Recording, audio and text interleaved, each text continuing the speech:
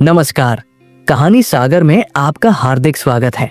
आज सुनिए कहानी Sherlock Holmes, the woman who vanished from Venice. ये फरवरी की एक उदास सुबह थी। पूरा लंदन घने कोहरे में डूबा हुआ था। बेकर स्ट्रीट की खिड़कियों पर भी मोटा कोहरा जमा था। मैं अपनी कुर्सी में इतना गहराई से बैठा था कि कोई मुझे पुराने कुशन समझ ले। होम्स ने हाल ही में एक केस सुलझाया था और अब चुपचाप बैठा था। उसकी ये चुप्पी मुझे हमेशा परेशान करती थी। मुझे अपनी दिनचर्या पसंद थी, लेकिन होम्स को हमेशा कुछ नया करने की तलाश रहती थी। कमरे की खामोशी भारी लगने लगी थी। तभी दरवाजे पर दस्तक हुई। मिसेस हडसन एक चांदी की ट्रे पर टेलीग्राम लेकर आई। होम्स ने बिना औपचारिकता के उसे लिया और चुपचाप से उसे पढ़ा। उसकी आंखें सिकुड़ गई।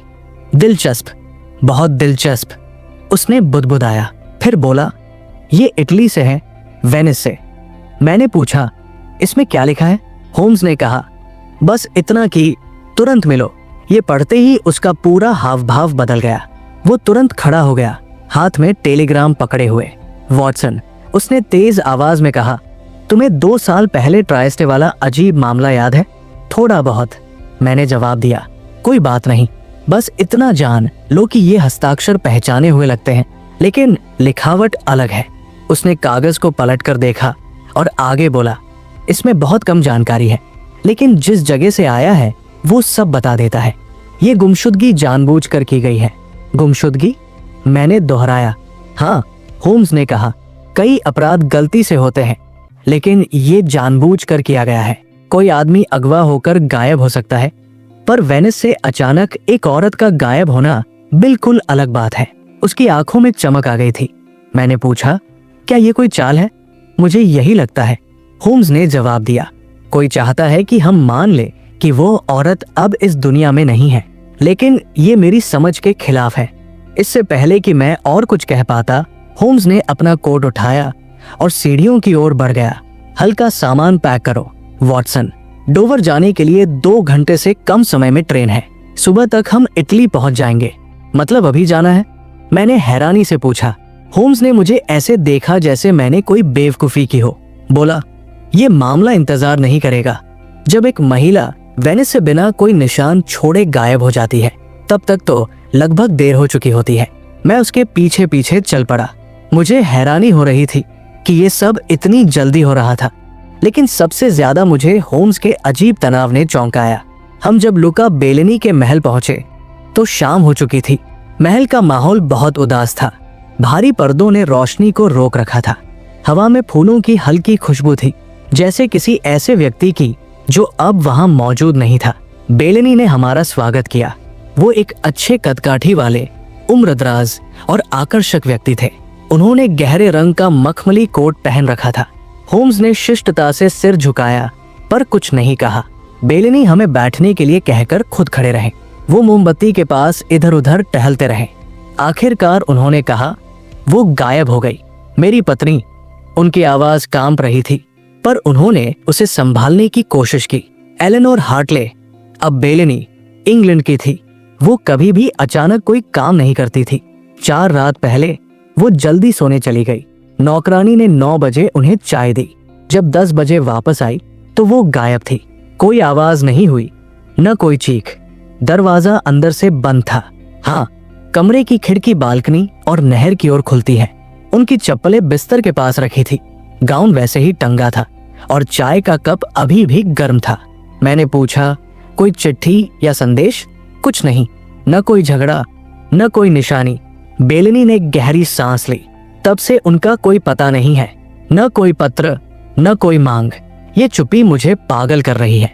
ये सचमुच अजीब मामला था। मैंने कई गुमशुदगियां देखी थी, पर ऐसी कभी नहीं जिसमें कोई सबूत ही न हो। होम्स अब तक शांत था, लेकिन अब बोला, नहर, ये बहुत सुविधाजनक जगह है। बेलेनी चौंक गया। क्या आप सोचते हैं कि उन्होंने आत्महत्या की? नहीं, होम्स ने कहा, मुझे बस इतना पता है कि नहर उन लोगों के काम आती है जो खुद को गायब करना चाहते हैं या किसी को गायब करना चाहते हैं। मैंने कमरे में टंगी पेंटिंग की ओर देखा। महिला की आंखें कहीं दूर देख रही थी, जैसे उसने कुछ ऐसा देखा हो जो हम नहीं देख पा रहे थे। होम्स अचानक खड़ा हुआ और बेलेनी की ओर बढ़ा। माफ कीजिए, लेकिन मैं आपका ध्यान एक बात पर दिलाना चाहता हूँ, उसने कहा। बेलेनी ने चौंक कर देखा। आपकी आस्तीन पर बैंगनी स्याही का धब्बा है और आपकी जेब से लिफाफे का किनारा झलक रहा है। बेलेनी ने अपनी छाती पर हाथ रखा, फिर रुक गया। होम्स बोला, आपको कल एक पत्र मिला है। आपने उसे कई बार घबराहट में छुआ है। ये बैंगनी स्याही असामान्य है। आखिरकार बेलेनी अपने डेस्क की ओर गया और एक छोटा मुड़ा हुआ लिफाफा निकाल लाया। उसमें से संतरे के फूलों जैसी खुशबू आ रही थी। उसने धीमी आवाज में कहा, मैंने इसका जिक्र नहीं किया क्योंकि ये मुझे जरूरी नहीं लगा। होम्स ने एक भौं उठाई। तुम्हारी पत्नी के गायब होने से एक दिन पहले तुम्हें एक ब्लैकमेल नोट मिला। क्या वो असंबंधित था? बेलेनी का चेहरा लाल हो गया। उसमें कोई सीधी मांग नहीं थी, बस इतना लिखा था कि मैं जल्द ही बर्बाद हो जाऊंगा। मुझे लगा ये बस खाली धमकी है। और फिर भी, होम्स ने धीरे से कहा, हम आज यहाँ बैठे हैं। उसने कागज खोला। उसमें सिर्फ एक ही वाक्य था, तुम्हारा मंच तैयार है, पर्दा जल्द ही गिरेगा। होम्स ने उस कागज को गौर से देखा। ये कागज इटली का है, सस्ता, बिना वाटरमार्क का। इसे 2 बार असमान तरीके से मोड़ा गया है, जैसे किसी ऐसे व्यक्ति ने मोड़ा हो जिसे पत्र लिखने की आदत ना हो। उसने उसे सूंघा। इसमें संतरे के फूल की खुशबू है। ये या तो किसी औरत की है या किसी ऐसे आदमी की जिसने औरत जैसी खुशबू अपनाई हो। बेलेनी ने धीरे से कहा, मैंने लिफाफा जला दिया, बस यही पन्ना बचा है। होम्स ने पूछा, और तुमने इसे क्यों बचाया? बेलेनी बोला, मैंने सोचा शायद ये खुद ही बेअसर हो जाएगा। मुझे नहीं लगा कि इसका एलेनोर के गायब होने से कोई लेना देना है। होम्स ने अपनी कुर्सी पर वापस बैठते हुए कहा, क्या सच में तुम्हें ऐसा नहीं लगा? मैंने बेलेनी को गौर से देखा। उसका चेहरा उदास था, पर उसका दुख अजीब था। वो अपनी पत्नी के लिए उतना दुखी नहीं लग रहा था जितना किसी अनदेखे खतरे से डरा हुआ।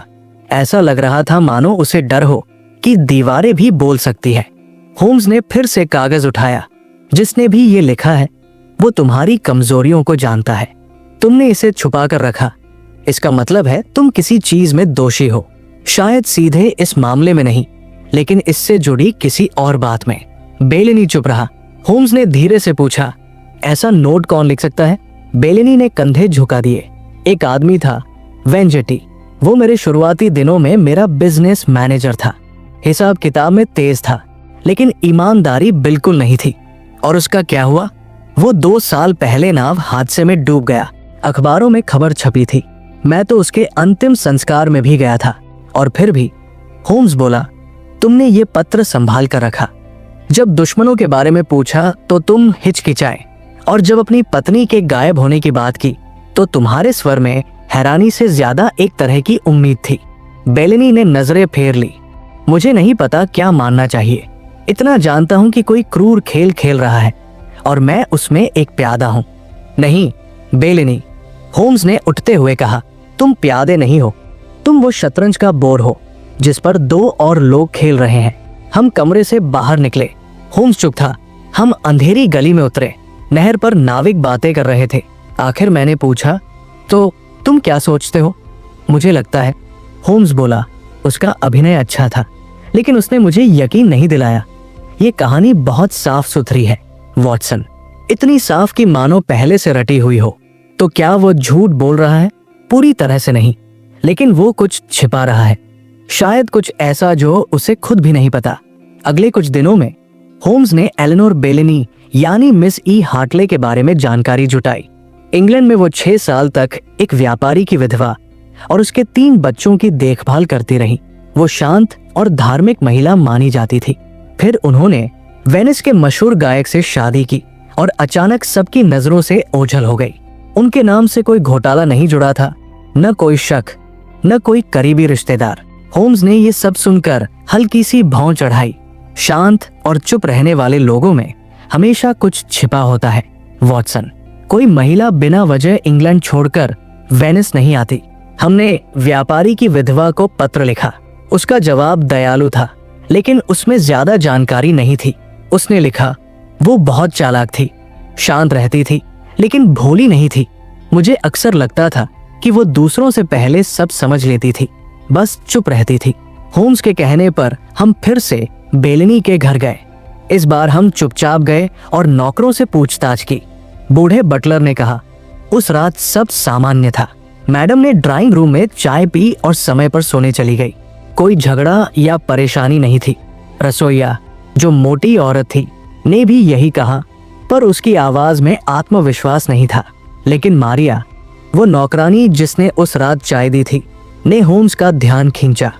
वो 19 साल की थी और उसके जवाब रटेरटाए लग रहे थे। होम्स ने उसे ध्यान से सुना और फिर मुस्कुराकर पूछा, मारिया, बताओ उस रात मैडम ने किस रंग का ड्रेसिंग गाउन पहना था? नीला, सर, हल्का नीला, होम्स ने धीरे से कहा। लेकिन वो गाउन तो अभी भी हुक पर टंगा है। मारिया हड़बड़ा गई।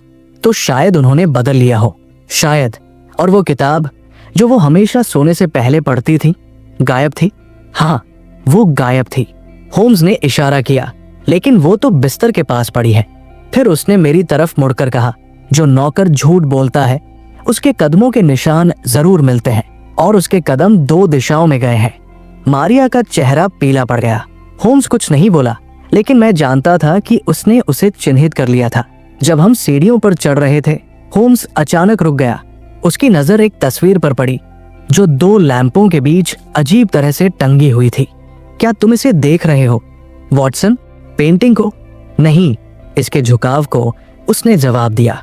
ये हाल ही में टेढ़ी हुई है। देखो, फ्रेम के चारों ओर धूल बिखरी हुई है। मैंने तस्वीर को ध्यान से देखा। ये जल रंग की पेंटिंग थी। एक महिला गोंडोला पर बैठी थी। उसका चेहरा आधा मुड़ा हुआ था। कोने में लिखा था, मार्टिन कुल्वर, 1887। मैंने धीरे से कहा, एक अंग्रेज चित्रकार। वो तो 1 साल पहले मर गया था, है ना? हाँ, होम्स बोला। वो एक प्रदर्शनी यात्रा के दौरान नहर में डूब गया था। कितना अजीब है कि ये पेंटिंग यहाँ है। होम्स ने अपना रुमाल निकाला और तस्वीर को उतार लिया। पीछे लिखा था, E.G. के लिए, उन दिनों के लिए जो कभी वापस नहीं आए। उसने तस्वीर को धीरे से फिर से टांग दिया। अक्षर मेल खाते हैं, होम्स बोला। कुल्वर, एलेनोर। लगता है वो उसका पुराना प्रेमी था, या कोई ऐसा इंसान जिसे वो जानती थी। उसने एलेनोर की पेंटिंग बनाई और एलेनोर ने इसे संभाल कर रखा। लेकिन सवाल यह है कि इसे अभी क्यों हिलाया गया? यही असली रहस्य है।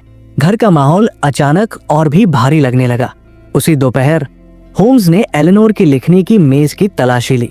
मारिया, जो अब भी डरी हुई थी लेकिन होम्स की मदद कर रही थी, हमें वहां ले गई।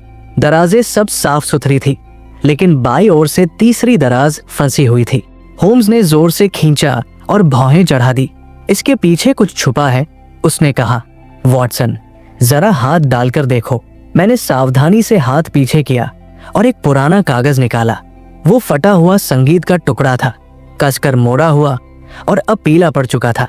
ऊपर पेंसिल से लिखा था, एक दारियो। अजीब है, होम्स बुदबुदाया। उसने इसे जानबूझकर छिपाया, लेकिन क्यों? उसने कागज खोला और ध्यान से नोट्स देखे। ये संगीत जैसा लगता है, लेकिन असल में है नहीं। देखो, ये ई माइनर से शुरू होता है और अचानक जी शार्प में बदल जाता है। वो मुस्कुराया। ये असली संगीत नहीं है, ये तो कोड है। इसे ऐसे बनाया गया है कि केवल वही पहचान सके जो 1840 के दशक का इतालवी संगीत जानता हो। मैंने पूछा, तो क्या कुल्वर ने उसे ये तरीका सिखाया था? होम्स काम में डूबा रहा और कुछ देर बाद संतुष्ट होकर बोला, हाँ, और अब देखो ये क्या कहता है। मैंने जल्दी से पूछा, क्या लिखा है? उसने जवाब दिया, 2 शब्द, यहूदी बस्ती वेयो, यानी यहूदी क्वार्टर। वहीं पर कुल्वर ने अपनी आखिरी प्रदर्शनी लगाई थी, है ना? मैंने कहा, हाँ। होम्स बोला, एलेनोर हमें यही बताना चाहती है। न सिर्फ ये कि वो वहां थी, बल्कि ये कि हमें रात में वहां जाना होगा जब जगह खाली होती है। मैंने उस कागज को देखा जिस पर अब कोई धुन नहीं बची थी। होम्स हल्के से मुस्कुराया। अगर कोई और इस कोड को समझता है तो इसका मतलब है कि हम अकेले नहीं हैं जो एलेनोर को खोज रहे हैं। लेकिन फर्क ये है कि हम सही रास्ते पर हैं। उसके बाद भी होम्स देर तक सोच में डूबा रहा। जब हम लौट रहे थे तो वो अचानक एक तंबाकू की दुकान में घुस गया और टेलीग्राफ क्लर्क से कागज कलम उधार लिया। मैंने पूछा, तुम किसे लिख रहे हो? माइक्रोफ्ट को, उसने तेजी से लिखते हुए कहा। मुझे मार्टिन कुल्वर और मिस ई हार्टले की फाइलें चाहिए। क्या तुम्हें लगता है कि कुल्वर को एलेनोर में कला से ज्यादा रुचि थी? मुझे लगता है, होम्स बोला। उसने उसे 1 से ज्यादा बार चित्रित किया, एक बार पेंटिंग में और एक बार कोड में। जब होम्स ने टेलीग्राम मोड़ा तो वो उम्मीद से छोटा था। मैंने पूछा, क्या तुम सिर्फ नामों की ही जानकारी मांग रहे हो? होम्स हंसा। माइक्रोव जानता है कि मुझे क्या चाहिए। अगर उसे नहीं पता तो इसका मतलब है कि वो बूढ़ा होकर सुस्त हो गया है। टेलीग्राम भेजकर होम्स बिना रुके यहूदी क्वार्टर की तरफ चल पड़ा। एलेनोर ने कुल्वर पर भरोसा किया था। उसने कहा, इतना कि उसकी बनाई पेंटिंग अपने पास रखी और उसके कोड को भी। मैंने पूछा, और बेलनी पर? उस पर भी किया होगा, होम्स बोला। लेकिन कुल्वर ने पेंटिंग में एक निशान छोड़ा, बेलनी ने सिर्फ खामोशी छोड़ी। और यही सवाल है कि एलेनोर आखिर इन दोनों में से किससे भाग रही थी। उस रात हम वेनिस के पुराने यहूदी क्वार्टर वेयो पहुंचे। यहाँ की गलियां तंग थी, पत्थर घिसे हुए और सन्नाटा बेहद गहरा था। होम्स के कोट में वो पुराना कागज रखा था, हालांकि अब उसे उसकी जरूरत नहीं थी। देखो वॉटसन, उसने कहा, यहाँ की इमारतें कितनी ऊंची हैं, 5-6 मंजिलें ऊपर तक, क्योंकि इन्हें बाहर फैलने की इजाजत नहीं थी। जब हम एक टूटी हुई मेहराब के नीचे से गुजरे, होम्स रुक गया। यही जगह है जहाँ वो चाहती थी कि हम आए। मैंने कहा, लेकिन यहाँ क्यों? इसका क्या रिश्ता? हमेशा एक रिश्ता होता है, होम्स बोला। बस सही सवाल पूछना पड़ता है। और वो सवाल क्या है? मैंने पूछा। वो मेरी तरफ मुड़ा और बोला, सवाल ये नहीं कि वो कहाँ गई वॉटसन, सवाल ये है कि वो बेलनी की पत्नी बनने से पहले कौन थी। इंग्लैंड छोड़कर जो महिला यहाँ आई वो अचानक गायब नहीं हुई। उसने खुद अंधेरे में कदम रखा और एक नया जीवन शुरू किया जहाँ कोई उसे न देख सके, और अब वही हमें बुला रही है। अगली शाम हम फिर से यहूदी बस्ती वेयो लौटे। इस बार हम उस नक्शे का पीछा कर रहे थे जिसे होम्स ने एलेनोर के संगीत पत्र में छिपे कोड से बनाया था। उसके कदम आत्मविश्वास से भरे थे, जैसे उसे पूरा यकीन हो कि हम सही जगह जा रहे हैं। मुझे लग रहा था कि हम किसी बुलावे का पालन कर रहे हैं। ये सिर्फ कोई जगह नहीं है वॉटसन, होम्स ने धीरे से कहा जब हम एक संकरे पुल को पार कर रहे थे। ये एक निमंत्रण है। हम एक पुराने आंगन में पहुंचे। वो जगह टूटी फूटी दीवारों, बंद खिड़कियों और जंग लगे बालकनियों से घिरी हुई थी। माहौल बहुत अजीब और डरावना था। होम्स एक पत्थर की दीवार में बने पुराने मेहराब के सामने रुक गया। उस पर एक छोटा सा क्रॉस बना हुआ था। यही है, उसने कहा, नंबर 7। उसने जेब से एक छोटा चाकू निकाला और लकड़ी के दरवाजे को खोलने की कोशिश करने लगा। दरवाजा धीरे धीरे चरमराता हुआ खुल गया। अंदर अंधेरा और बासी सा कमरा था। सन्नाटा ऐसा था मानो सदियों से कोई वहां न आया हो। भीतर एक सीढ़ी नीचे की ओर जा रही थी। होम्स ने मोमबत्ती जलाई और आगे बढ़ा। रास्ता हमें एक बिना खिड़की वाले कमरे तक ले गया। कमरा खाली था, लेकिन साफ साफ लग रहा था कि हाल ही में कोई यहाँ आया था। कोई यहाँ रहा है, होम्स ने फुसफुसाकर कहा। तुम्हें कैसे पता? मैंने पूछा। उसने फर्श पर गिरे मोम के धागे और धूल में हल्के निशान की तरफ इशारा किया, जहाँ कोई बैठा था। उसने हमारे लिए एक धुन छोड़ी थी वॉटसन, लेकिन किसी और ने पहले उसका पीछा किया। होम्स एक जली हुई मोमबत्ती के टुकड़े के पास घुटनों के बल बैठ गया। उसने उसे छुआ और कहा, ये अभी भी मुलायम है, पिछले 2 रातों में इस्तेमाल की गई है। मैंने चारों तरफ देखा। कमरे में सिर्फ कुछ बक्से दीवार के साथ रखे थे, एक टूटी हुई स्टूल और कोने में पुराने कपड़े पड़े थे। साफ था कि ये जगह किसी ने इंतजार करने या निगरानी करने के लिए इस्तेमाल की थी। होम्स कमरे के दूसरी तरफ गया, जहां एक खिड़की लकड़ी के पट्टों से बंद कर दी गई थी। उसने खिड़की की चौखट पर उंगली फिराई और उसे सूंघा। चमेली की खुशबू, उसने कहा, लेकिन इसमें कुछ और मिला हुआ है। इत्र? मैंने पूछा। हाँ, लेकिन एलेनोर का नहीं, ये किसी और का है। कोई और महिला, शायद एक मेहमान या फिर कोई घुसपैठिया। फिर उसने फर्श को देखा और स्टूल के पास रुक गया। यहाँ कोई अक्सर बैठा करता था। देखो, धूल पैर के नीचे से घिसकर चिकनी हो गई है। लेकिन यहाँ क्यों? मैंने पूछा। क्योंकि ये छुपी हुई जगह है, होम्स ने जवाब दिया, और यहाँ से ऊपर की बातें सुनी जा सकती थी। देखो, ये छोटा सा वेंट है। जासूसी, मैंने फुसफुसाया। जो जासूसी करता है वो सिर्फ तथ्य इकट्ठा करता है, लेकिन जो सुनता है वो चुप्पी से भी अर्थ निकाल लेता है। मुझे सिहरन सी हुई, जबकि कमरे में ठंड बिल्कुल नहीं थी। वो यहाँ आई थी, होम्स ने निष्कर्ष निकाला।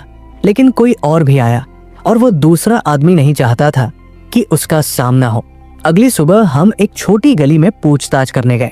कई बेकार जवाबों के बाद होम्स एक किराना स्टॉल के पास रुका। वहां एक महिला अंजीर बेच रही थी।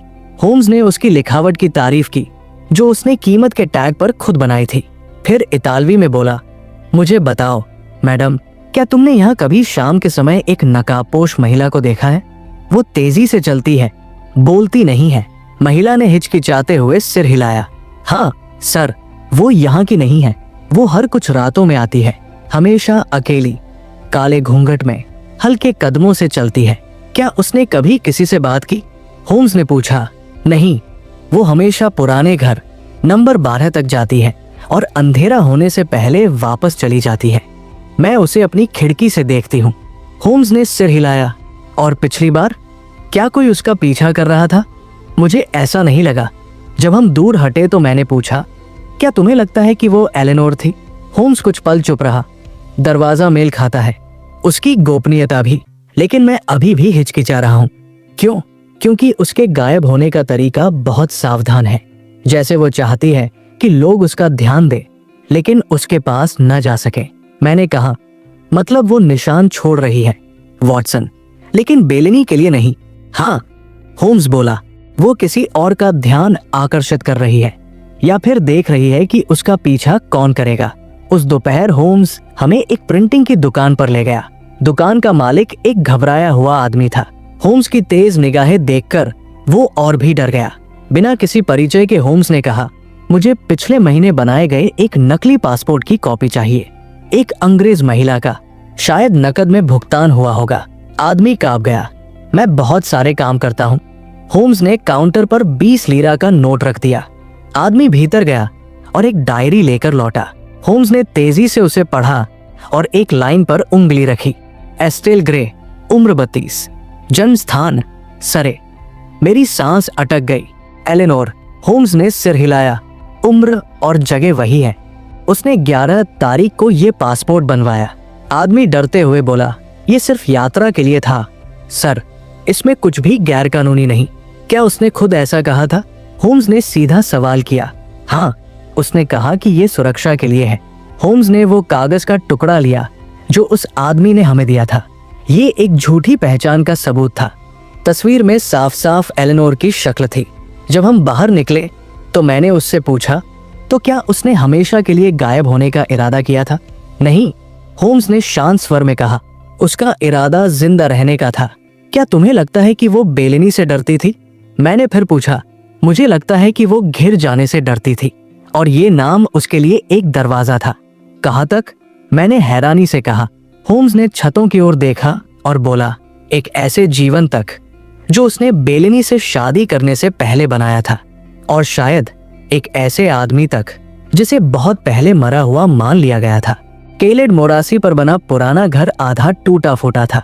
होम्स गलियारे से ऐसे गुजरा जैसे वो जगह उसके लिए जानी पहचानी हो।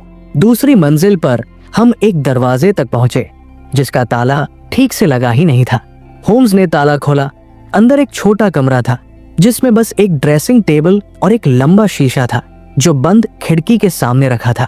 होम्स अजीब से उस शीशे के पास गया। शीशा पुराना था, लेकिन हमारी नजर उसकी चांदी जड़ी फ्रेम पर उकेरे गए निशान पर ठहर गई।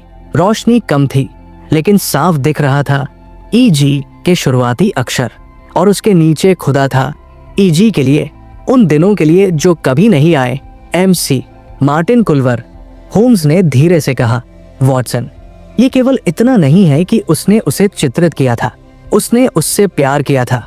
ये शब्द मुझे किसी ठंडी हवा के झोंके जैसे लगे। वो यहाँ बार बार आती थी। होम्स ने धीरे से कहा, शीशे के किनारे पर अपनी उंगलियां फेरते हुए, छिपने के लिए नहीं बल्कि याद करने के लिए। फिर उसने शीशे के पीछे की लकड़ी पर हल्के से थपथपाया। ये हाल ही में हिलाया गया है, लेकिन धूल अभी भी जमी हुई है। यानी जो चीजें इसमें छिपी है वे सतह पर नहीं बल्कि इसके पीछे हैं। होम्स ने अपनी छड़ी से एक पतली ब्लेड निकाली और बड़ी सावधानी से फ्रेम के किनारे पर काम करने लगा। कुछ देर में एक छोटा पैनल खुल गया। उसके भीतर एक छिपी जगह थी जिसमें पुराने लिफाफों का एक बंडल रखा था। वे फीते से बंधे थे और मोम से सील किए गए थे। उसने मुझे पहला लिफाफा दिया और दूसरा खुद पढ़ना शुरू किया। लिखावट साफ थी, घुमावदार और भावनाओं से भरी स्पष्ट था कि किसी पुरुष की थी। उसमें लिखा था, एलेनोर, तुम मंच और तालियों के लिए नहीं बनी हो, तुम शांति, सांकेतिक सुर और छायाओं के लिए बनी हो, लेकिन अगर दुनिया को रोशनी चाहिए तो मैं गायब हो जाऊंगा और तुम्हें वो अंधेरा दे दूंगा जिसकी तुम तलाश करती हो। होम्स हर पन्ना ध्यान से पढ़ता गया। अंत में उसने कहा, वे प्रेमी थे, बेलिनी से पहले, वेनिस से पहले। कुल्वर ने उसे सम्मान और प्रेम से लिखा और उसने जवाब दिया। मैंने एक लिफाफा खोला जो उसके विवाह से 3 साल पहले का था। अंदर जल्दबाजी में लिखी एक धुन का टुकड़ा था। उसने अपने संदेश भेजने के लिए उसी के कोड का इस्तेमाल किया। मैंने कहा, हाँ। होम्स बोला, ये सिर्फ पुराने पत्र नहीं है वॉटसन, ये निर्देश है, सालों तक चलने वाली एक गुप्त बातचीत। उसने पूरा बंडल अपने कोट में रख लिया और बोला, उसने कुल्वर पर भरोसा किया था, लेकिन जब कुल्वर मर गया और वो किसी और पर भरोसा नहीं कर सकी तो उसने ऐसे सुराग छोड़े जिन्हें सिर्फ वही समझ सकता था। और अब उसे उम्मीद है कि मैं उसकी जगह उन्हें पढ़ सकूं।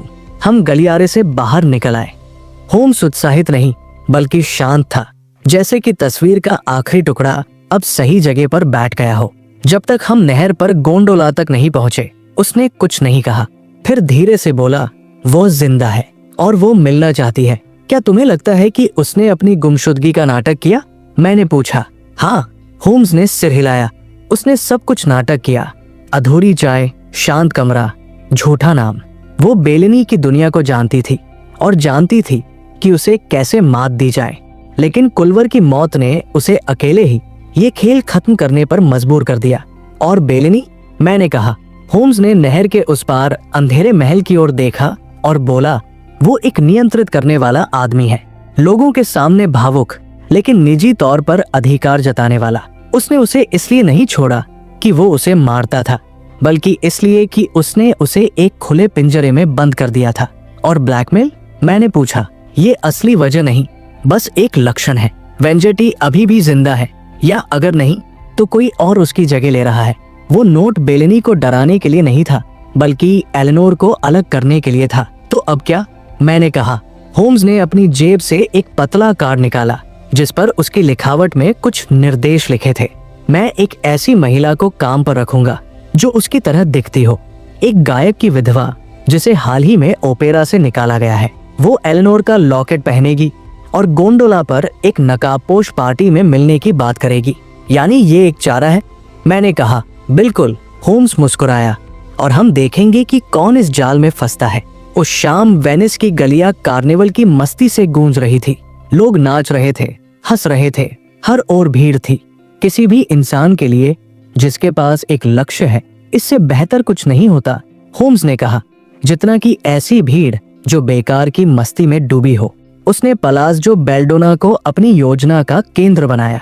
ये एक पुराना महल था जिसे एक अमीर बूढ़े आदमी ने किराए पर ले रखा था। उसे नकाबपोश पार्टियों का बड़ा शौक था।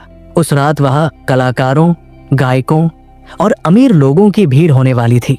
ये एक ऐसी जगह है, होम्स ने कहा, जहां सच भी नकाब पहन सकता है और झूठ भी कोई ध्यान नहीं खींचता। उसने उंगलियों पर गिनते हुए कहा, शोर, भ्रम और गुमनामी, यानी शिकारी के लिए घूमने और हमारे लिए जाल बिछाने की सबसे सही जगह। निमंत्रण का हर इंतजाम सावधानी से किया गया था। एलेनोर जैसी दिखने वाली एक औरत जो पहले सिलाई का काम करती थी, उसने ये भूमिका निभाने के लिए हामी भर दी। उसने एलेनोर का गाउन और वही लॉकेट पहना जो उसके पास था। मैंने पूछा, क्या वो इस काम का खतरा समझती है? होम्स ने कहा, वो अपनी भूमिका समझती है और थिएटर में तो बस यही मायने रखता है। रात के करीब 10 बजे हम पलाज़ो पहुंचे। होम्स ने बड़ा सा मुखौटा पहना हुआ था। उसने ऊपर की बालकनी की ओर देखा और कहा, आज रात वॉटसन, हम देखेंगे कि कौन सा भूत इस बुलावे का जवाब देता है और वो यहाँ ठहरता है या भागता है। संगीत के दूसरे दौर के बाद वो महिला अंदर आई। उसकी सुंदरता देखते ही आसपास के लोग चुप हो गए। मुझे भी मानना पड़ा कि मैं हैरान रह गया। वो बिल्कुल एलेनोर जैसी दिख रही थी। उसका चेहरा घूंघट से आधा छिपा हुआ था और लॉकेट रोशनी में चमक रहा था, वही लॉकेट जो हमने पेंटिंग में देखा था। होम्स कमरे के दूर कोने में खड़ा था। वह एक चित्रकार और कवि से बातें कर रहा था, पर मुझे पता था कि उसकी नजर सिर्फ उस महिला पर थी जिसे उसने खतरे में डाला था। वो धीरे धीरे भीड़ में से गुजरी, कभी रुकती, कभी आगे बढ़ती। उसका चेहरा हल्का सा मुड़ा रहता और उसका हाथ हमेशा लॉकेट पर ही टिका रहता। जब वो लंबे गलियारे में पहुंची जहां शराब परोसी जा रही थी, तो वो एक मेज के पास खड़ी हो गई। जैसा तय किया गया था, उसने इतनी ऊंची आवाज में बातें करनी शुरू की कि आसपास खड़े लोग सुन सके। उसने कहा, मुझे वापस नहीं आना चाहिए था।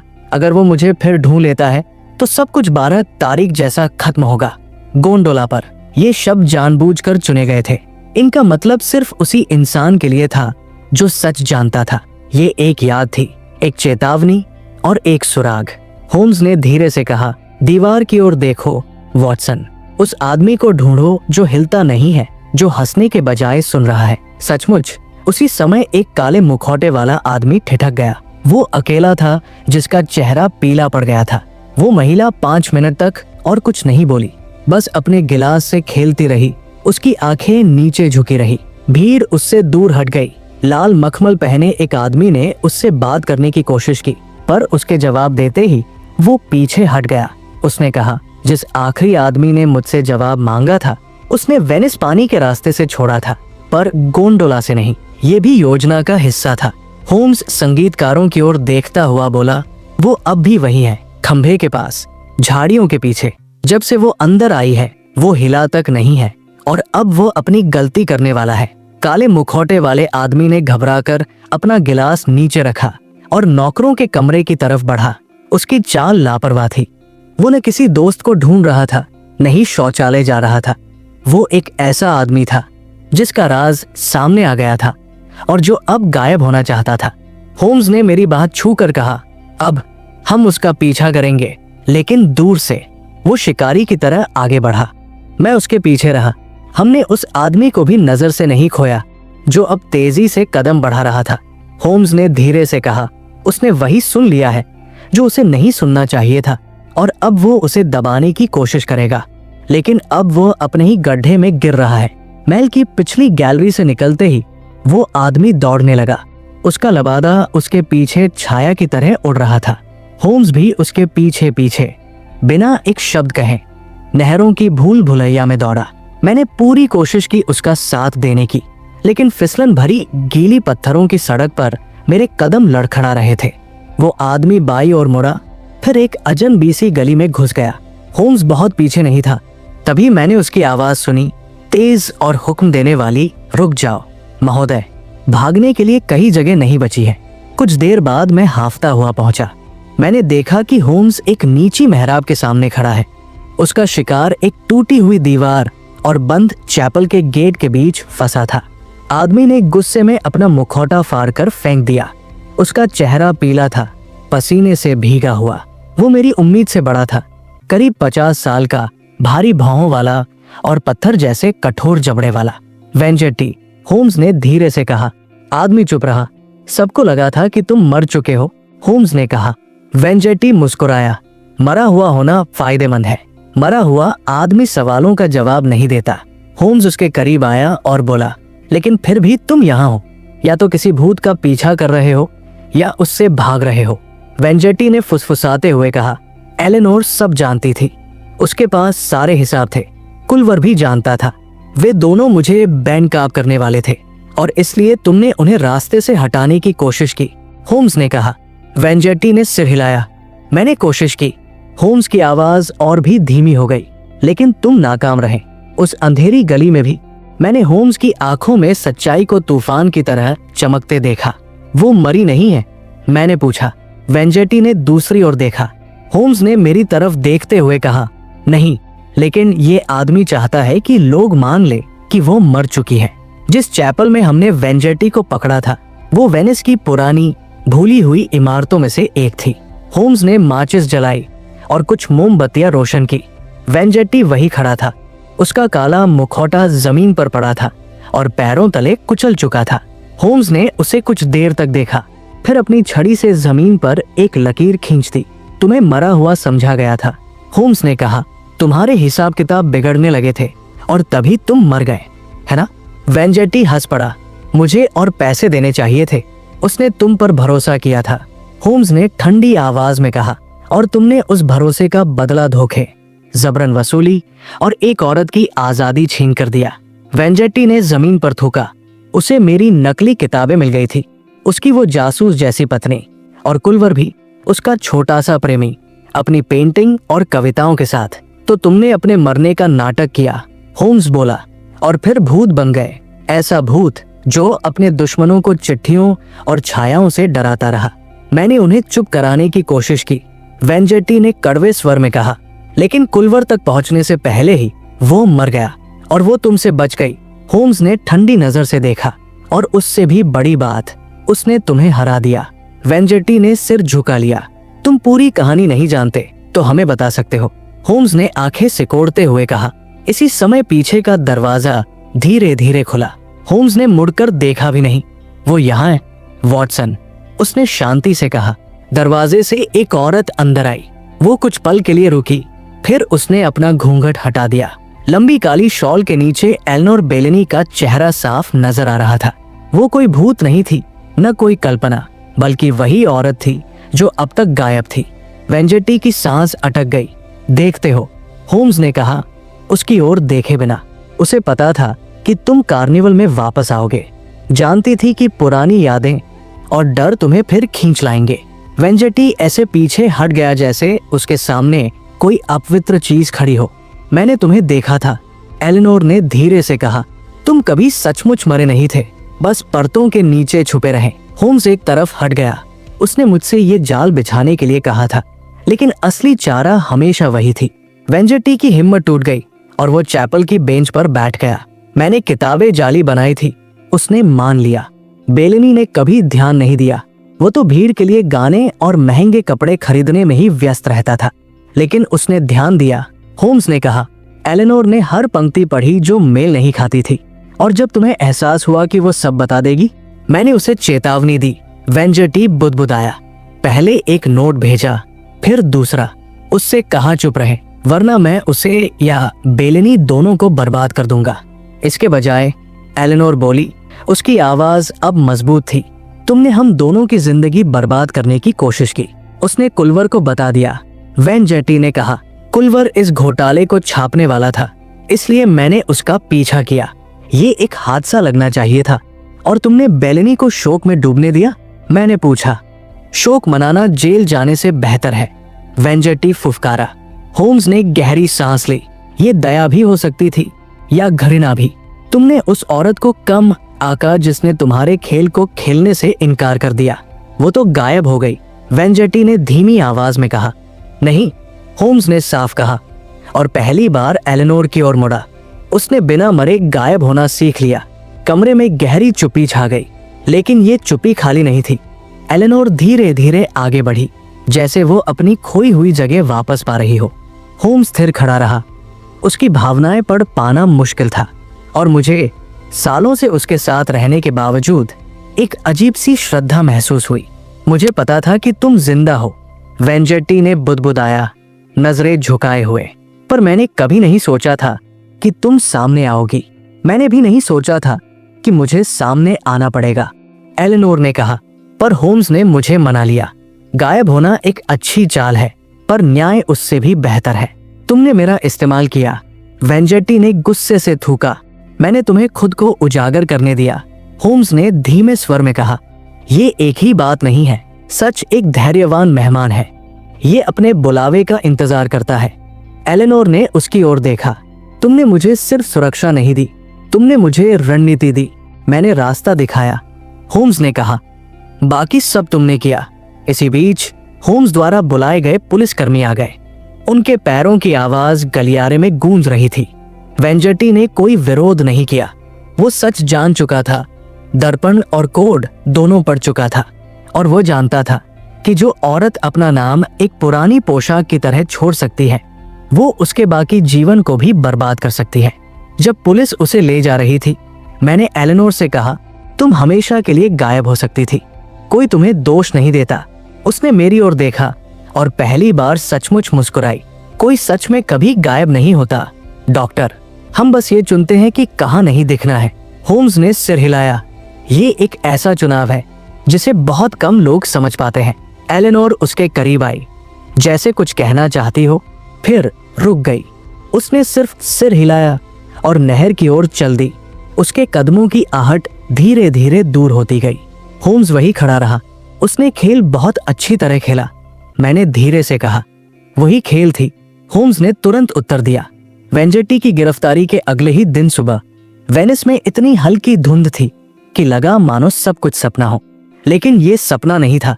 मैं और होम्स फिर से बेलेनी के महल के सामने खड़े थे। वो पुराना घर अपनी बंद खिड़कियों और ईंटों में छिपे रहस्यों के साथ चुपचाप खड़ा था। वही नौकर हमें अंदर ले गया। ड्राइंग रूम पहले जैसा ही था।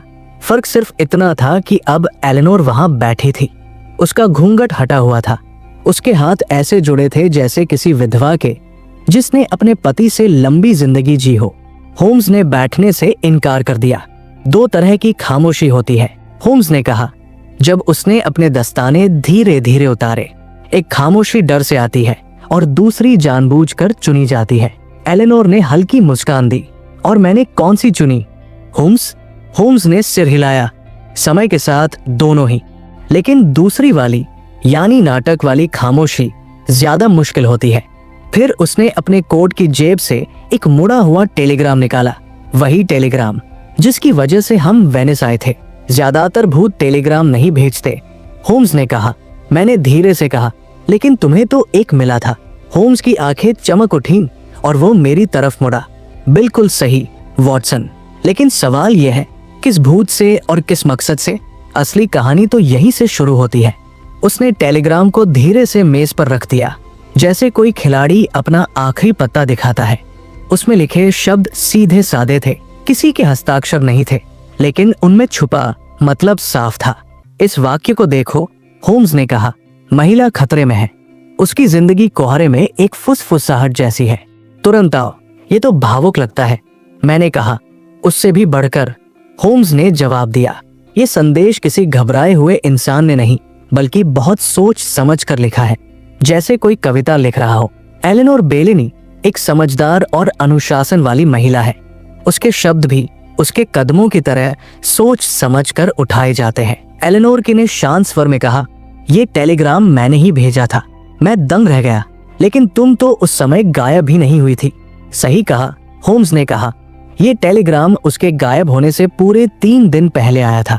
ये उसकी पहली चेतावनी थी। ज्यादातर लोग इसे मजाक समझते, पर हम नहीं। मैंने पूछा, तो खतरा शुरू होने से पहले ही तुमने होम्स को क्यों बुलाया? एलेनोर बोली, क्योंकि असली खतरा तो बहुत पहले से ही शुरू हो चुका था। होम्स ने अपने हाथ पीछे बांध लिए और धीरे धीरे कहा, वो जानती थी कि वेंजेटी वापस आएगा। उसे लग रहा था कि सब उसके खिलाफ जा रहा है, लेकिन उसे किसी की मदद नहीं चाहिए थी। उसे सिर्फ एक गवाह चाहिए था जो सब कुछ देख सके। एलेनोर ने धीरे से कहा, मैं खुलकर कहीं भाग नहीं सकती थी, लेकिन मैं चुन सकती थी कि कौन मुझ पर नजर रखे। और होम्स से बेहतर कौन हो सकता था जो वो सब देख लेता है जिसे बाकी लोग अनदेखा कर देते हैं? होम्स ने गहरी सोच में कहा, उसने खुद ही ये पूरा नाटक रचा और जिस दर्शक की उसे जरूरत थी उसे बुला लिया। मैंने टेलीग्राम को फिर देखा और उसके पीछे छुपी चतुराई को समझ गया। तो वो असल में गायब नहीं हुई थी। मैंने बुदबुदाया, उसने तो पर्दा उठने से पहले ही हमें यहाँ बुला लिया था। कमरे में और गहरी खामोशी छा गई। होम्स चूल्हे की ओर मुड़ा, जहाँ पिछली सर्दियों की राख अभी भी पड़ी थी। तुमने मुझसे एक बार पूछा था वॉटसन, उसने धीरे से कहा, कौन अपनी शादी को एक दुख भरी कहानी बना देता है? अब मेरे पास उसका जवाब है। एलेनोर चुप रही। लगता था वह अपने शब्दों को कहने से पहले खुद को मजबूत कर रही थी। होम्स ने कहा, बेलेनी सिर्फ एक मंच कलाकार नहीं था, वो हर चीज को कंट्रोल करता था। इस घर में हर छोटी बड़ी बात उसकी योजना का हिस्सा थी।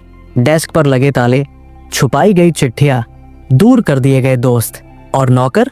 मैंने पूछा, उन्हें मदद करने के लिए नहीं, बल्कि जासूसी करने के लिए रखा गया था। होम्स ने कहा, एलेनोर की जिंदगी में सिर्फ उन्हीं को आने दिया गया जो सवाल न पूछें, और जो सवाल पूछते थे, जैसे कुलवर, उन्हें हमेशा के लिए चुप करा दिया गया। एलेनोर ने धीरे से कहा, उसने मुझे कीमती कपड़े और मोती दिए, लेकिन आजादी कभी नहीं दी। दिन में वह एक मोहब्बत करने वाले पति का रोल निभाता था और रात में मेरे ऊपर पहरेदार बन जाता था।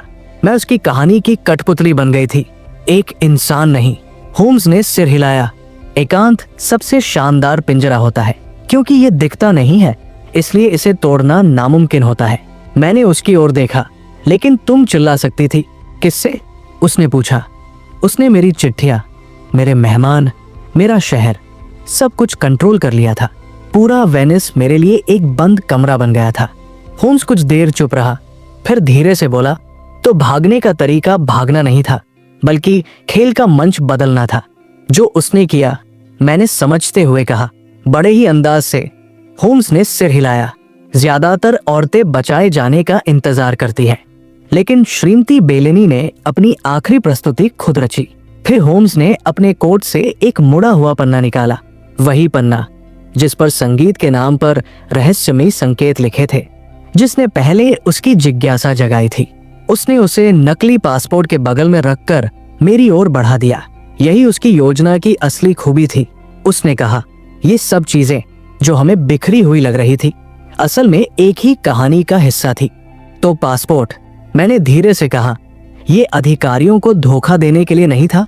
नहीं, होम्स ने कहा, ये तो सिर्फ इसलिए छोड़ा गया था ताकि वेंजेटी को लगे कि वो भाग गई है और वो फिर लौट आए। उसने उस सांकेतिक पन्ने पर उंगली रखी। ये असली संगीत नहीं था, बल्कि शब्दों में छुपा संदेश था। इसमें नाम, तारीखें और हरकतें थी जिन्हें बेलेनी कभी समझ ही नहीं पाता। मैंने एलेनोर की ओर देखा। उसके होठों पर हल्की मुस्कान थी। ये मेरा पुराना हुनर था, उसने कहा। मैंने जानबूझकर इसे वही छोड़ा था ताकि वेंजेटी इसे देखे। मुझे पता था कि वो इसे पढ़ लेगा और होम्स इसके जरिए सब समझ जाएगा। होम्स ने सिर हिलाया। ये जाल था, लेकिन ऐसा जाल जिसमें चारा उम्मीद थी, न कि कोई चीज। उसने हमें किसी अपराध तक नहीं, बल्कि सच तक पहुंचाया। और तुम्हारी गुमशुदगी, गोंडोला, खून? मैंने पूछा। मैंने बस एक स्कार्फ छोड़ा था, उसने कहा। एक मछुआरे की नाव का इस्तेमाल किया। खून कसाई की दुकान से लिया था और स्कार्फ बेलेनी की अलमारी से। होम्स हल्का सा हंसा। पति ने भी अपनी भूमिका निभाई, चाहे अनिच्छा से ही सही। एलेनोर खड़ी हो गई। अब वो पूरी तरह अपनी जिंदगी की मालिक लग रही थी। जब कोई नाटक से बच नहीं सकता, उसने कहा, तो उसे अपनी कहानी खुद लिखनी पड़ती है। होम्स मेरी तरफ मुड़ा और जब शब्द इतने तेज हों, उसने धीरे से कहा, तो खामोशी भी एक हथियार बन जाती है। होम्स मेज से हटकर खड़ा हुआ। नकली मौतें, उसने कहा, अक्सर ज्यादा चतुर नहीं होती, बस थोड़े समय के लिए असर करती है। वेंजेटी भी कोई अलग नहीं था। मैंने बहुत सिकोड़ते हुए पूछा, तुम्हारा मतलब है कि उसने पैसे लेकर भागने के लिए मरने का नाटक किया?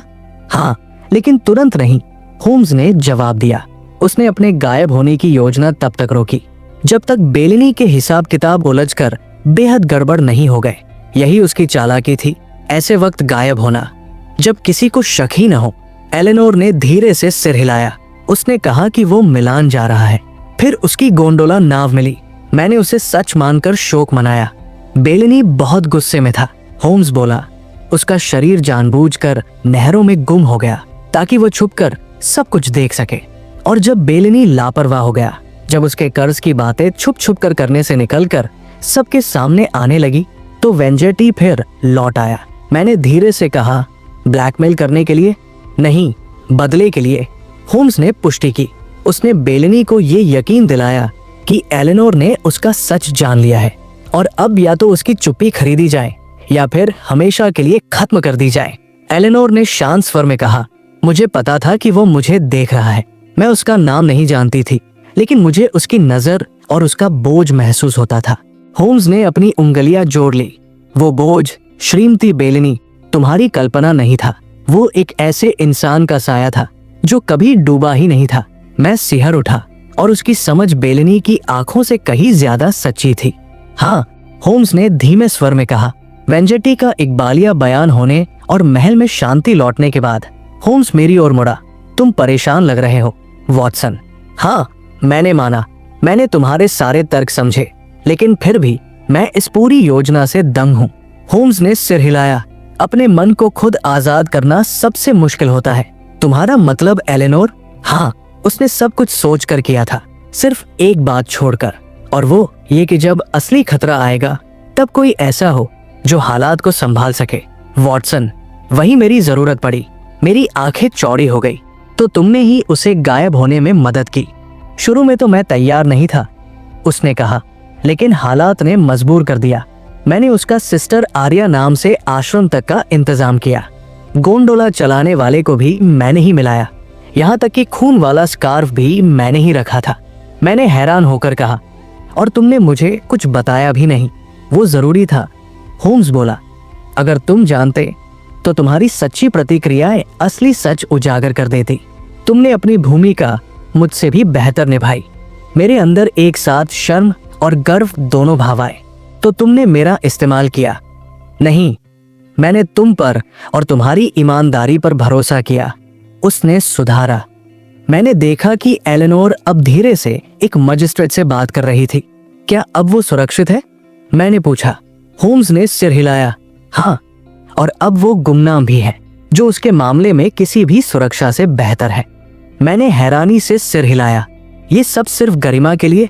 गरिमा, होम्स ने कहा, वो चीज है जिसकी कीमत कोई कम नहीं कर सकता। उसने फिर से अपने दस्ताने सावधानी से पहने और कहा, और याद रखो वॉटसन, जो लोग गायब होते हैं वे हमेशा भागने के लिए नहीं होते। कभी कभी ये उनकी कहानी का आखिरी और सबसे अहम हिस्सा होता है। जैसे ही गोंडोला हमें महल से दूर ले गया, धुंध चारों ओर फैल गई, मानो पर्दा गिर गया हो किसी ऐसे नाटक पर जिस पर यकीन करना मुश्किल हो। मैं होम्स के सामने बैठा था। वो सचमुच अद्भुत थी। मैंने कहा, ज्यादातर लोग वक्त आने पर अद्भुत साबित होते हैं। होम्स ने बिना नजर उठाए जवाब दिया। नहीं, मैंने जोर देकर कहा। उसने खतरे को पहले ही पहचान लिया और संकेत दिए। उसे भरोसा था कि तुम समझ लोगे। मैं तरीकों पर भरोसा करता हूँ, लोगों पर नहीं। उसका तरीका सटीक था। मैं मुस्कुराया। तुम उसकी तारीफ करने से कतराते हो। मैं कम ही लोगों की तारीफ करता हूँ वॉटसन। इस तरह निराशा कम होती है। मैंने कहा, तुमने एक बार कहा था, असली आजादी भागने में नहीं बल्कि साफ देखने में है। शायद, होम्स बोला, पर क्या उसे सब साफ दिखा? ये सिर्फ वही जानती थी। ट्रेन पहाड़ियों से गुजर रही थी। हम चुप बैठे थे। होम्स खिड़की से बाहर देख रहा था और मैं उस औरत के बारे में सोच रहा था जो सब कुछ योजनाबद्ध तरीके से गायब हो गई थी। क्या वो सचमुच हमेशा के लिए गायब होना चाहती थी? मैंने पूछा।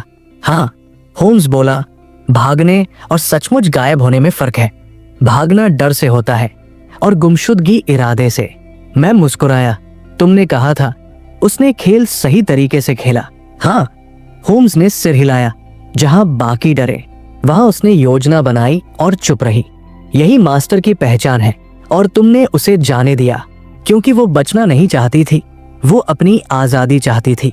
लंदन लौटकर भी उसकी याद धुंध और खुशबू की तरह हमारे साथ थी। होम्स ने धीमे स्वर में कहा, वो गुम हुई धोखा देने के लिए नहीं बल्कि अपनी गरिमा वापस पाने के लिए। उसने अपनी गुमशुदगी को एक कला बना दिया। आप सुन रहे थे Sherlock Holmes, the woman who vanished from Venice. ऐसी और भी रोमांचक कहानियों के लिए हमारे चैनल कहानी सागर को सब्सक्राइब करें। अगर ये कहानी आपके दिल को छू गई हो तो इसे लाइक करें और अपने दोस्तों व परिवार के साथ शेयर करें। धन्यवाद।